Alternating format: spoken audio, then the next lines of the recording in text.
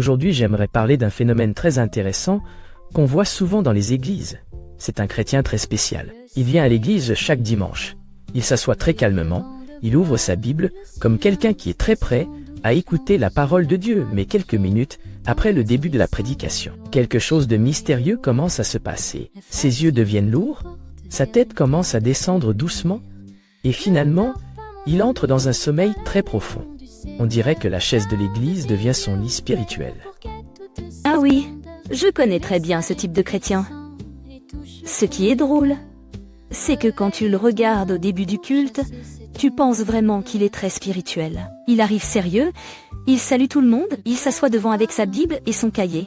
Mais dès que la prédication commence à devenir un peu longue, tu vois ses yeux qui se ferment lentement. Parfois, il essaie de lutter contre le sommeil. Il ouvre les yeux, il les ferme, il regarde autour de lui, mais le sommeil gagne toujours le combat. Exactement. Et le moment le plus incroyable, c'est quand il essaie de faire semblant qu'il ne dort pas. Par exemple, il garde sa Bible ouverte devant lui, comme s'il lisait très attentivement. Mais si tu regardes bien, tu vois que la page n'a pas changé depuis 30 minutes. Et parfois, sa tête tombe brusquement en avant, puis il se réveille rapidement, comme si rien ne s'était passé. Oui, et quand quelqu'un lui demande après le culte, « Frère, tu dormais pendant la prédication ?»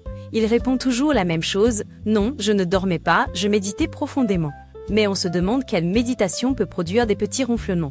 Parce que parfois ils ne dorment pas seulement, ils commencent aussi à ronfler doucement. Ah oui, les ronflements à l'église, ça c'est un autre niveau. Imagine la scène, le pasteur prêche avec passion, toute l'église écoute attentivement, et soudain on entend un petit bruit derrière. Tout le monde se retourne doucement pour voir ce qui se passe. Et on découvre le frère qui dort paisiblement, complètement inconscient de ce qui se passe autour de lui. Le plus impressionnant pour moi, c'est leur capacité à se réveiller exactement au bon moment. Pendant toute la prédication, ils dorment, mais dès que le pasteur dit, que toute l'église dise Amen. Soudain, ils se réveillent et crient aussi Amen, comme s'ils avaient suivi tout le message. C'est presque un miracle spirituel. Peut-être qu'ils ont développé un système d'alarme spirituel. Leur corps dort, mais leur esprit détecte le moment où la prédication se termine. C'est comme si leur cerveau disait « Attention, c'est le moment de participer. Réveille-toi et dis Amen pour que personne ne remarque. » Mais parfois, la situation devient encore plus drôle. Une fois, j'ai vu un frère qui dormait tellement profondément que sa tête est tombée sur l'épaule du frère assis à côté de lui. Le pauvre frère à côté ne savait pas quoi faire.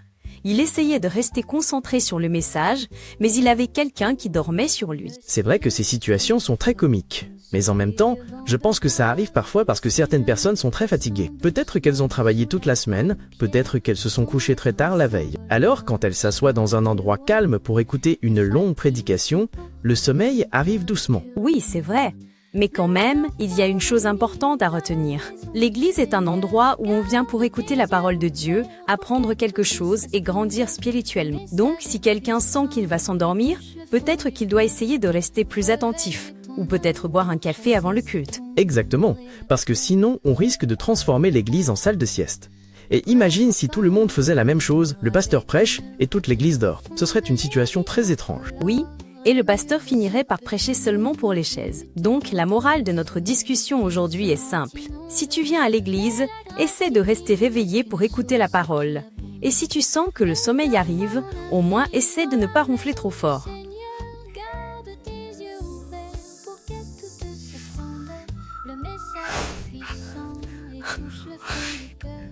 Et si vous avez aimé ce genre de vidéo, abonnez-vous, laissez un like et écrivez un commentaire, surtout si vous ne dormez pas à l'église.